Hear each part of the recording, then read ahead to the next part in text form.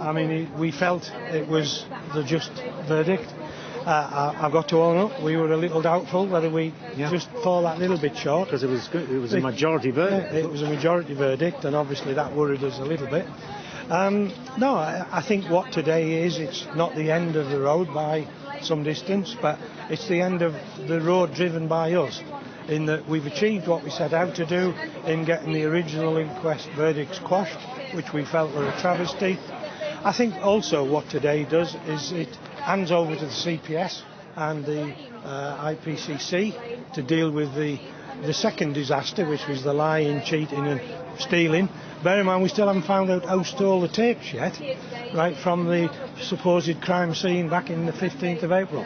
It was, the control room, and 2 of the tapes disappeared. So key CCTV? Yeah, exactly. Key stuff disappeared. I mean, I'll quote camera 5, the one that was put in for hooliganism, just to use another favourite phrase of theirs. That camera was supposedly not working, and yet by a fluke we found a tape from it, which proved that it was working and it could be seen in the control room. So are you heartened then when we hear from the CPS, and of course because of the way our legal system quite rightly works, they can't say anything during the course of these inquests, neither can you, neither can we in the media, but they're now saying they are actively pursuing, and we can now say that criminal investigations, inquiries have been ongoing and will continue. Yeah, I mean, obviously that is a matter for the CPS. We will be in touch with them, we'll be watching them. It's not our job now, it's down to them and the IPCC, but as we've shown, we're not going away, and we hope that the rest of this justice process will prevail. If not, we may have to step back in again. Let's put your daughters front and centre. What are they, 15 and 19? 15 and 19. And you sent them off. Have they been to a football match together on their own before? No, we were together, the 4 of us. Okay, so we always used to go. In fact, I've said a few times, it's the one thing we did as a family. Yeah. We all had other interests. Sorry, Trevor, and of course. So what happened? How did you get separated? Well, it was simple. We got separated in '88 as well. There's always a ticket allocation system. Yeah. There's always more fans than tickets. In the lottery, Jenny got a ticket in the North Stand, so she was there. I mean, had we swapped, as had been suggested, then she would have probably been stood with the girls, and who knows. But again, it had happened before. They wanted to dump the old man and be with their friends. So we all know what teenagers are like. Yeah, exactly. Yeah. But I mean, this is the case. It's interesting what you said. It happened before, and then in terms of the important evidence that came out, it had come out before.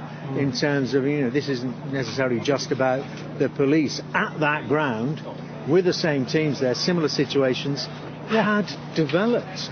Yeah, well, we knew a lot of this. Obviously we've been driving a lot of this from the background. This is why the first inquests were so flawed. Apart from the 3:15 cut-off, which has been well and truly proved to be a nonsense now, we knew there were lots of facts. I mean, we've seen evidence even over the last few months where facts were not put in front of Lord Justice Taylor even.